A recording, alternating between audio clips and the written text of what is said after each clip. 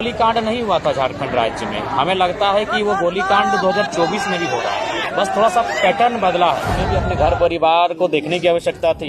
शायद इस बार जो 2024 का चुनाव हुआ इसमें 81 में, शायद मैं कंफर्म नहीं हूँ, शायद मैं पहला कुंवारा विधायक हूँ, तो शायद हम अपने परिवार के बारे सोचते हैं, हम अपना जीवन संगिनी के बारे सोचते हैं, लेकिन वो सब छोड़ के हम एग्रेशन की बात करते हैं।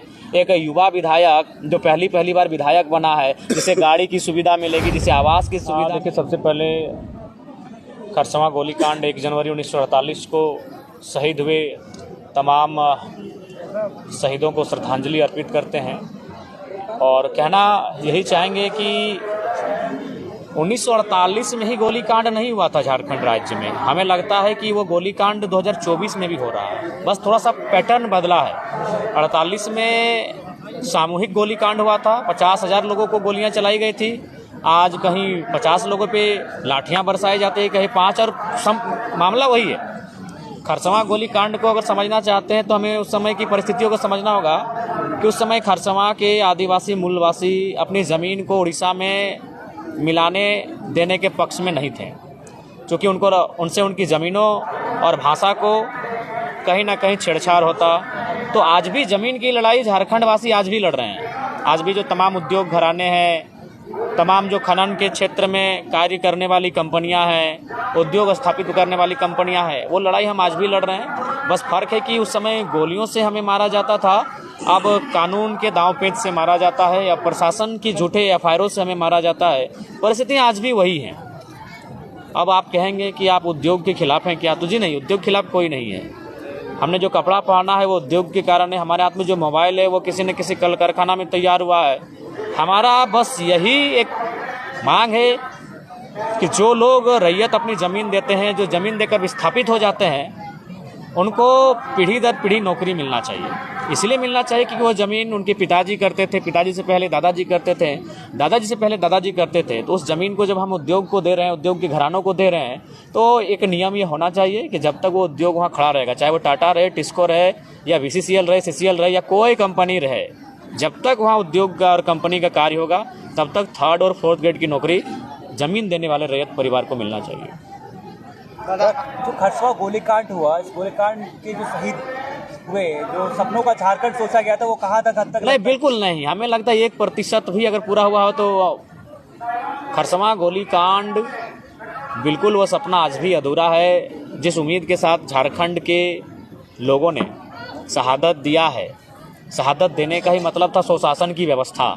सुशासन की व्यवस्था मतलब हमारी अपनी पारंपरिक व्यवस्थाएं, लेकिन आज विशेषकर कोल्हान में आप अक्सर देखते हैं जिस प्रकार की समस्याएं सामने आती हैं, जिस प्रकार से दमन किया जाता है, तो सुशासन व्यवस्था आज भी नहीं है। और जो लड़ाई थी वो सुशासन व्यवस्था की लड़ाई थी, वो लड़ाई हक अधिकार की थी, और हमें लगता है कि आज पुनः उस लड़ाई को आत्मसात करने की आवश्यकता है। पेशा कानून के बारे में बार बार बात होता है, अभी फिर से जो ये बात उठ रहा है, पेशा कानून पर आप क्या पक्ष रखते हैं? बिल्कुल, पेशा कानून ही मजबूत करेगा जो आदिवासियत परंपरा है, जो आदिवासियत रीति रिवाज है।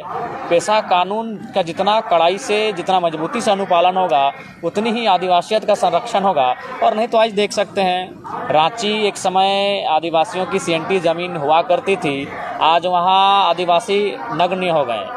धनबाद, बोकारो, ऐसे बहुत सारे जगह हैं जहाँ आदिवासी मूलवासी लोग बसाव था उनका उस भौगोलिक सीमा में, आज वो विस्थापित हो चुके हैं। कहीं डैम बनने से, कहीं उद्योग बनने से, तो कहीं अन्य राज्यों के लोगों के प्रभाव से वो धीरे धीरे अपने गांवों को छोड़कर सीमित हो गए हैं, संकुचित हो गए हैं। तो पेशा कानून जैसे कानूनों को कड़ाई से अनुपालन ही आदिवासियत संस्कृति का संरक्षण करवाई।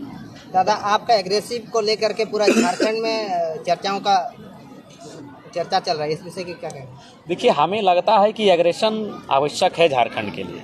अगर मान के चलिए आप नियम से चरणबद्ध तरीके से अगर झारखंड में काम हो जाता तो एक यूथ लड़कों को एग्रेशन करने की ज़रूरत नहीं थी। हमें भी अपने घर परिवार को देखने की आवश्यकता थी। शायद इस बार जो 2024 का चुनाव हुआ इसमें 81 में, शायद मैं कंफर्म नहीं हूँ, शायद मैं पहला कुंवारा विधायक हूँ, तो शायद हम अपने परिवार के बारे सोचते हैं, हम अपना जीवन संगिनी के बारे सोचते हैं, लेकिन वो सब छोड़ के हम एग्रेशन की बात करते हैं। एक युवा विधायक जो पहली बार विधायक बना है, जिसे गाड़ी की सुविधा मिलेगी, जिसे आवास की सुविधा मिलेगी, जिसे तमाम भत्ता की सुविधा मिलेगी, और उन सुविधाओं को छोड़कर वो कांटों की रास्ते को चुन रहा है। वो रात 2 बजे सबसे टकरा रहा है, वो माफियाओं से चुनौती दे रहा है। तो कारण यही है कि झारखंड का इतना तोहन और दमन हुआ है, झारखंड के लोगों का इतना उत्पीड़न हुआ है कि आज हम लोग एग्रेशन की भाषा में बात करने लगे हैं।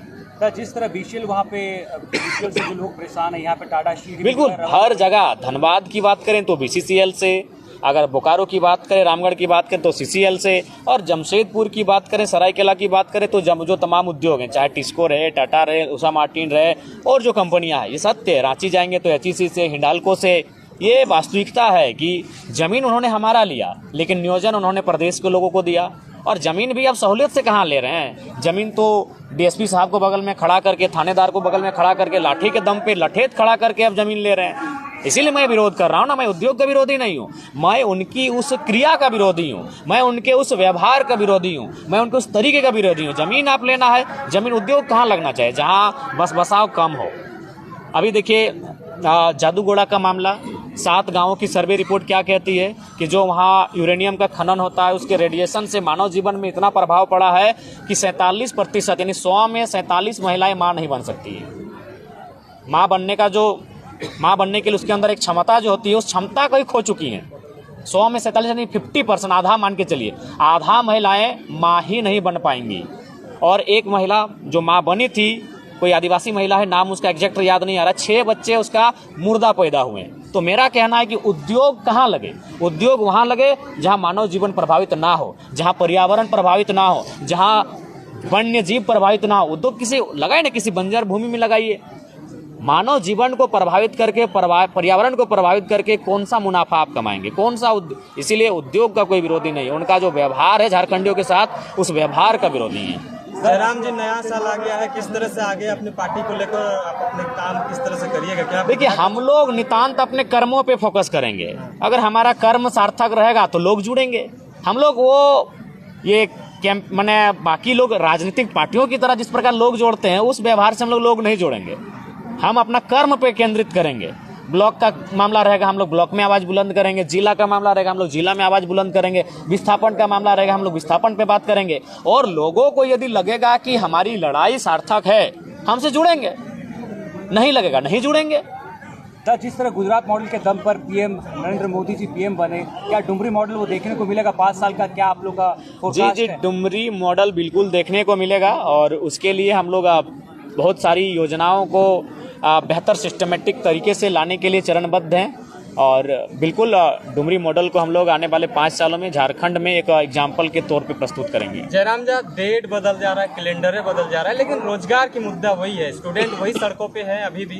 क्या कहिएगा इसको लेकर? नया साल में कुछ संदेश देंगे छात्रों को लेकर, कुछ हित करिएगा? देखिए, हम तो स्पष्ट कहेंगे, राज्य सरकार को आपके माध्यम से संदेश देंगे कि जब तक खतियान के आधार पे स्थानीय नीति, स्थानीयता के आधार पे नियोजन नीति और पिछड़ों के आरक्षण में संशोधन, जब तक इन विषयों को इम्प्लीमेंट नहीं करती है और अगर कोई नियोजन लेती है, तो उसमें क्या होगा कि झारखंडियों के साथ सरासर अन्याय होगा।